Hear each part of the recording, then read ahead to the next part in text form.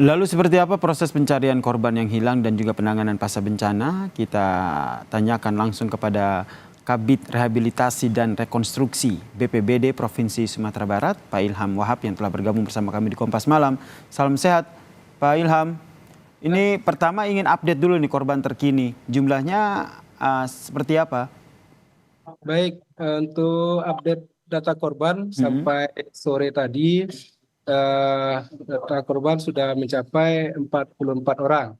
Dari 44 orang ini tersebar di Kabupaten Agam ada 19 orang, di Mm-mm. Kabupaten Tanah Datar ada 19 orang, kemudian di Padang Panjang 2 orang, sedangkan satu orang korban akibat longsornya jalan lintas Padang menuju Solok Mm-mm. satu orang.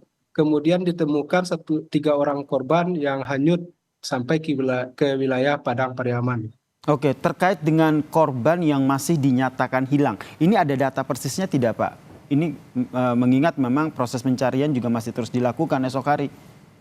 Ya, untuk sementara data yang ada pada kita, korban yang masih dicari itu sejumlah 15 orang. Tapi ini mungkin saja akan karena datanya belum Mm-mm. permanen ya, belum data tetap, ini bisa saja berubah karena kita Oke. juga masih menunggu informasi dari masyarakat kalau masih kalau ada anggota keluarga mereka Mm. yang hilang atau belum ditemukan. Berarti ada posko begitu pengaduan ataupun untuk menyampaikan informasi ini.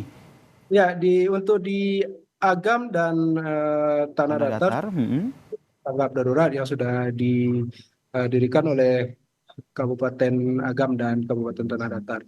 Baik. Untuk 15 korban yang masih dinyatakan hilang ini tersebar di wilayah mana saja, Pak? Untuk data sementara di Agam itu masih ada tiga orang yang sedang dicari, Mm-mm. kemudian Tanah Datar ada sekitar 12 orang. Baik.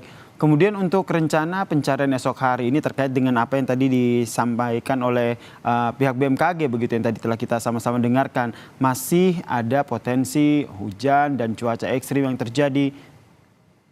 Iya, jadi untuk rencana pencarian besok, besok masih tetap berfokus pada upaya pencarian dan penyelamatan terhadap korban.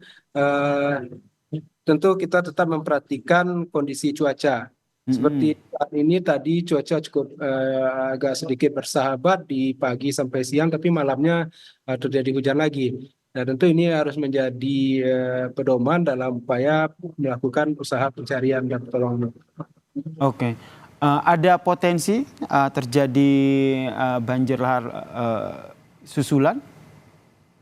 Ya, kalau melihat dari kondisi erupsi di Gunung Merapi yang sudah lama, ini sudah berapa bulan ini statusnya Mm. sudah meningkat dari dari siaga dari waspada menjadi siaga, Mm. artinya erupsinya sudah cukup tinggi. Kemudian dari beberapa kali erupsi tentu sudah terjadi endapan debu vulkanik yang berada di lereng Merapi. Tentu ini akan berpotensi jadi banjir lahar dingin kalau dipicu oleh hujan yang lebat. Oh, berarti potensi itu masih ada ya?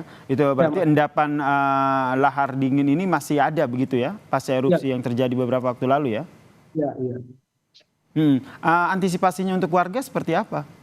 Ya, untuk warga tentu kita menghimbau, terutama warga yang bermukim di aliran-aliran sungai yang berhulu ke Merapi agar Mm. selalu meningkatkan kewaspadaan.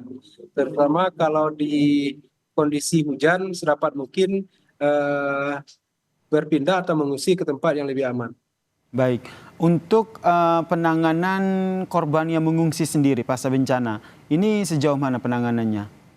Ya, untuk korban yang mengungsi saat ini sudah ditangani dengan baik oleh kawan-kawan di kabupaten kota Mm-mm. eh, dan juga dari provinsi karena dinas sosial, Kementerian Sosial melalui dinas sosial provinsi sudah mendirikan dapur umum di dua lokasi, kemudian juga akan mendrop mobil dapur umum lapangan agar bisa memastikan kebutuhan dasar pengungsi ini bisa terpenuhi.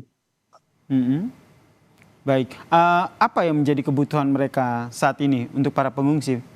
di samping kebutuhan makanan, tentu Mhm. kita juga butuh karena ini pengungsi ada juga eh, lansia, ada Mhm. anak-anak, juga ada ibu-ibu. Tentu kebutuhan asupan makanan bayi, kebutuhan lansia dan kebutuhan kewanitaan ini juga pasti hal-hal yang dibutuhkan untuk para pengungsi. Oke, kemudian tentu ini banyak sekali bantuan yang terus berdatangan baik dari pihak swasta ataupun dari pemerintah begitu. Mengkoordinasikannya seperti apa sehingga memang benar-benar bantuan yang diberikan ini tetap tepat sasaran. Ya. Jadi untuk di Kabupaten Agam, Kabupaten Tanah Datar, sekarang kan sudah ditetapkan status tanggap darurat. Kemudian dalam Hmm. penetapan status ini kan juga ditetapkan struktur penanganan tanggap daruratnya ada, artinya struktur komandonya sudah ada. Tentu dalam struktur ini sudah ada pembagian-pembagian bidang, ada yang ngurus logistik, ada yang ngurus operasi penyelamatan, juga ada yang ngurus masalah fungsi dan kesehatan. Jadi Hmm. dari urusan-urusan ini dalam upaya memastikan semua kebutuhan dasar pengungsi, kemudian perlindungan masyarakat rentan serta Hmm. anak-anak ini harus bisa dipenuhi.